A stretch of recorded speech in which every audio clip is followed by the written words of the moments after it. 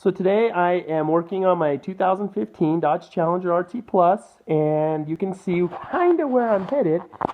I've got the SRT front spoiler, basically. Some people call it splitter, whatever. And I am going to do a how-to video on how to apply this spoiler to this vehicle. So right here inside the wheel well, you've got this 1, 2, and 3 plastic rivets. And then also down here in the bottom, you can kind of see a hole right here. It was actually one of these where you just pull out on the end and it slips out. That was actually just right inside here. Really simple to take out. Just pry the end up and the whole assembly. Exact same process on the passenger side. You just pry on these. Sometimes they're kind of a pain, but they just pry right up, and once they pry out far enough, you can usually just pull these straight out. So this next part's kind of self-explanatory. When you climb up underneath the car, I've got mine up on stands. Anyway, yeah, so you're going to come in here and you can see all of these little screws, and which you would have to take out anyway, like say if you're doing oil changes or any of that kind of stuff for this big skid plate. Looks like on this one it's two separate pieces. So just start taking those screws out. Also, one quick note about these guys. They are a, I don't know if this will focus, 7mm anyway. So that's what I'm using. So this next piece right here, which is actually kind of like a quarter skid plate, you can see here, is actually held in again by these just like push pop style fasteners. And again, you just pull on the end of them and they slip right out. That one came out right over here. So pretty simple. So I'm laying under the car, and on that front smaller skid plate, you know, partial one that I was just talking about, it's got these bolts in it. It's got two of them. They're 10mm. So we'll pull those out. After everything is said and done, you'll be removing two more actually 10mm bolts closer to the back to remove your service panel, and then your partial panel right here. And then in just 1 second, I'll show you where it actually allows you to access the backside of your spoiler, which is where there's actually more. As you can see here, once you can get up in here, you can see these tabs, and you can see where your bumper actually comes through, and the screw actually goes through these tabs to hold your spoiler in place. And there's quite a few of them up underneath of here. You just have to go through and find out how many and get them out. You've got these plastic rivets. You've got to drill these two out that holds in this. Let me see if I can get my light proper here. It holds this panel in that's behind the grill. Now, I've taken the lower grill out. Makes it a little easier to access some of your screws. And also, right here, let's see if I can get a good shot of it. Okay, it's kind of with the bracing for your spoiler right here. You can see 3 holes right there. There were 3 plastic rivets right there as well. It's kind of looking like you're going to have to pop out that whole lower assembly. That's basically like the grill surround. So once I get to that point, I'll make another clip here and kind of show you how I do it. So what I've done here, so I can get this to zoom. Okay, you have to separate this inner grill piece here from the fascia, and you can see where I've done that, because the way that this lips under, this inner piece here actually holds it in place.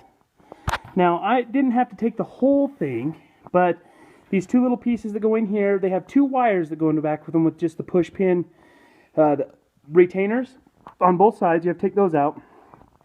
And then, like I said, once you get to that point, everything starts to kind of come free.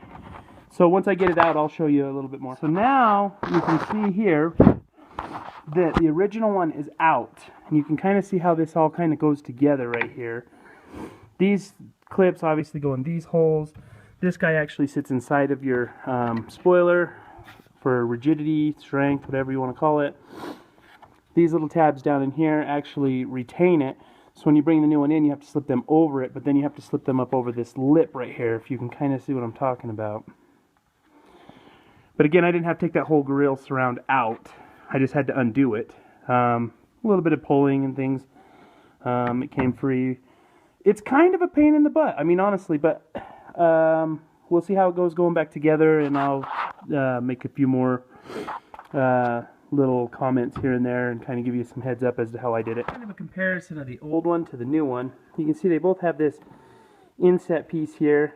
Bolt holes all line up. Everything's almost exactly the same. This spoiler is just a little bit longer, and it also comes up into your wheel well, which we'll deal with that when we get to that point. But you can see that they're basically the same. This one just it protrudes further.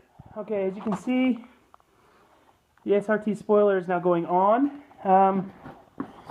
Quick note here, there's, in your wheel well where we started, see if I can get this to focus, there was some of them plastic rivets. Now look, a lot of guys will tell you to drill them. A lot of guys have a different ways of doing it. What I did was I used a flat putty knife. I don't know if we all call the same tools the same thing. Trying to see where I did with it. Here it is. This is what I used. You can't reuse plastic rivets. I use this, tap it, knock the head off. The only reason why I suggest that is because if you use a drill, it would be really a bummer deal to come through your body. Especially when you're taking these pieces here out, because it's close to the inner part of your body right here. So I just use the putty knife and pop the heads off those. Now, where I'm at now, I'm coming in, and if you look down here, I know it's hard to see kind of. Let's see if we can come forward. See these tabs? They come through your spoiler. And so what I'm doing now is I'm getting those lined up. But in order to get your spoiler to sit on here, once you pop those heads off those plastic rivets and you pull this back, there's actually a 10mm screw right in here, okay? Go to the other side and see if I can show you better. So what I did was I put the spoiler up. Yeah, you can kind of see them right there. Sorry about the lighting and stuff, guys. It's only 16 degrees outside. I live in the state of Wyoming, and we've got like 4 foot of snow.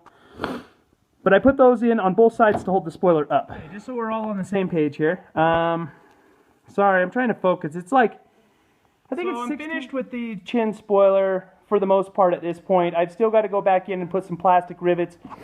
A couple in the wheel well right here.